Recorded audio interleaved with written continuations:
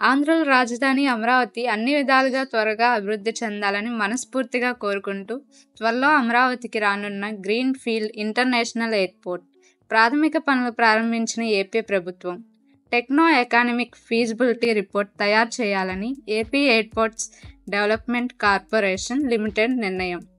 Consultant ఎంపిక కోసం టెండర్స్ని పిలవడం జరిగింది.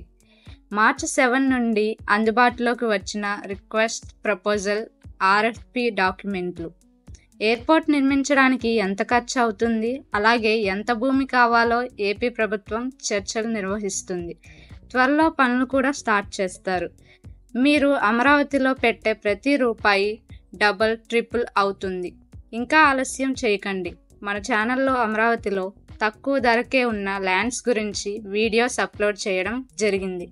అందుబాటులో తక్కువ ధరకు రాజధాని పరిసర ప్రాంతాల్లో మరియు ఓఆర్ఆర్ లోపల మరియు బయట పొలాలు కొనదలిచిన, అమ్మదలిచిన స్క్రీన్పై కనబడుతున్న నెంబర్కు సంప్రదించండి.